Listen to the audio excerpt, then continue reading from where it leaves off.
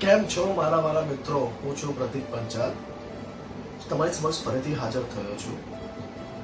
Recce દ્વારા મારા જીવનમાં શું પરિવર્તન આવ્યું અને રેકી પહેલા મારા જીવનમાં શું હતું, થોડી સી માહિતી આપીશ તમને મારા જીવનમાં.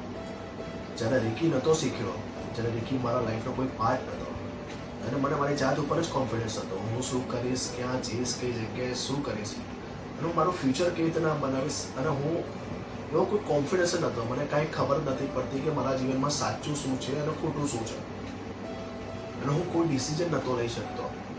પણ મને એક વ્યક્તિ મળ્યા જેમણે મને રેકી ગાઈડ કરી, રેકી મને શીખવાડી. ફર્સ્ટ, સેકન્ડ, થર્ડ, 3A આ શીખ્યા પછી મારા જીવનમાં આજે મારામાં એટલો બધો કોન્ફિડન્સ છે કે હું ધાર્યું ડિસિઝન લઈ શકું છું. ડિસિઝન લીધા પછી એ ડિસિઝનને સાચો બનાવવાની મારામાં તાકાત આવી છે, અને હું અત્યારે મારી લાઈફની અંદર રેકી દ્વારા ઘણો સક્સેસ થયો છું. રેકી તમારા સપનાને સાકાર કરે છે, અને તમે જે કેવી સપના જોવો છો અને એને હકીકત કરવી હોય તો રેકીનો ઉપયોગ ખૂબ જ કરજો, અને એની પર શ્રદ્ધા રાખજો, અને મનનો કોન્ફિડન્સ રાખજો એની ઉપર કે હું જે કંઈ બી કરી રહ્યો છું સાચું કરી રહ્યો છું, અને એ સાચું થશે થશે અને થશે. હું બી મારા જીવનમાં એપ્લાય કરું છું અને ઘણે સક્સેસ થયો છું. અને હું મારે એક નાનકડું તમને એક સારાંશ કહીશ, એટલે મસ્ત એક કે જ્યારે હું 3A શીખવા બેઠો હતો ત્યારે એક પ્રોસેસની અંદર, શક્તિપાત પ્રોસેસની અંદર એક ડ્રીમ જોયું હતું મેં કે હું એક રસ્તા ઉપર જઈ રહ્યો છું. એક બિલ્ડરની સાઇટ આવી રહી છે, હું બિલ્ડરની સાઇટની અંદર જઈ રહ્યો છું. હું પોતે બેંકમાં જોબ કરું છું, મારું હોમ લોનનું કામકાજ છે.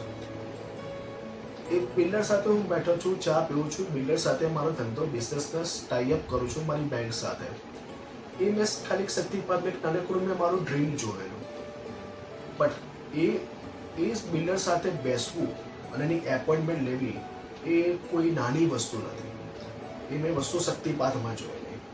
બટ આગળ જતાં આફ્ટર 2 યર હું એ જ રસ્તે ગયો, એ જ બિલ્ડરને મળ્યો, એ જ બિલ્ડર સાથે ચા પીધી, અને મેં મારું ડ્રીમ પૂરું કર્યું. અને આજે સ્ટીલ આફ્ટર 10 યર સુધી મારા બિઝનેસ એ સાથે છે. એટલે તમને સારા વસ્તુ મળે છે, થોડીક રાહ જોવી પડે છે. પણ તમારા જીવનમાં હું કહી શકું છું, હું કોન્ફિડન્સ આપી શકું, જેટલો કોન્ફિડન્સ મારામાં આવી શકે એટલો હું પહેલાં ક્યારેય નહોતો. અને I am very thankful to Shri Shri Shri Vijaybhai. તમે પ્રેમથી વિજય ચાચુ કહીને બોલાવીએ છીએ કે જો એમણે મને ગાઈડ ના કર્યો હોત અને એમણે મને રેકી ના શીખવાડી હોત તો હું શાયદ અહીંયા ક્યાંય પહોંચી ના શક્યો હોત. તો એન્જોય કરજો, રેકીને ઉતારજો, તમારે જેમ તમે શ્વાસ ઉતારજો, ઓક્સિજન ઉતારો છો એ રીતના, અને ખૂબ ખૂબ આગળ વધજો.